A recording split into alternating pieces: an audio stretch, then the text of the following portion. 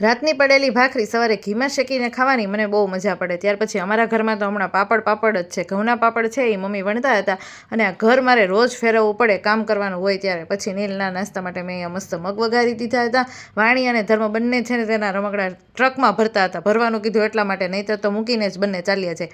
બપોરના જમવામાં મસ્ત શાક રોટલી દાળ ભાત હતા અને હું કામ કરતી હતી ત્યાં ભાઈએ બધો ખજાનો બહાર કાઢી નાખ્યો। આવું નવું ચાલ્યા કરે। મમ્મીએ શીંગનું અહીંયા બધું મૂકીને સૂઈ ગયા હતા અને આ બધી જ વસ્તુ મેં જો અહીંયા સારી રીતે ગોઠવી। છોકરાઓ બધું આવું કામ કર્યા કરે અને મમ્મીને બધું ગોઠવવાનું કામ રહી। રોંઢે ઉઠીને મમ્મી માટે ચા બનાવી દીધી અને આ બંને જોવો અહીંયા ફરીથી ટેન્ટ હાઉસમાં બેસી ગયા છે રમવા માટે અને ખાવા પીવા માટે। ત્યાર પછી હું રસોઈ ઘરમાં આવી ગઈ અને હાથમાં કાંદા લેતી આવી, કારણ કે આજે મારે બનાવવાની હતી ભાજી સાથે અમે પાઉં નહોતા લાવવાના પણ રોટલી જ બનાવવાની હતી। બધી વસ્તુ બાફવા મૂકી દીધી ને કોઈ આપણને રડાવે કે ન રડાવે પણ કાંદા તો આપણને રડાવી જ જાય। તો કાંદાએ મારી આંખમાં આંસુ લાવી દીધા અને ત્યાર પછી મેં એને જો ચોપરમાં મસ્ત ચોપ કરી લીધા। બધું જ શાકભાજી બફાઈ ગયું હતું તો મેં સારી રીતે વઘાર પણ કરી લીધો હતો।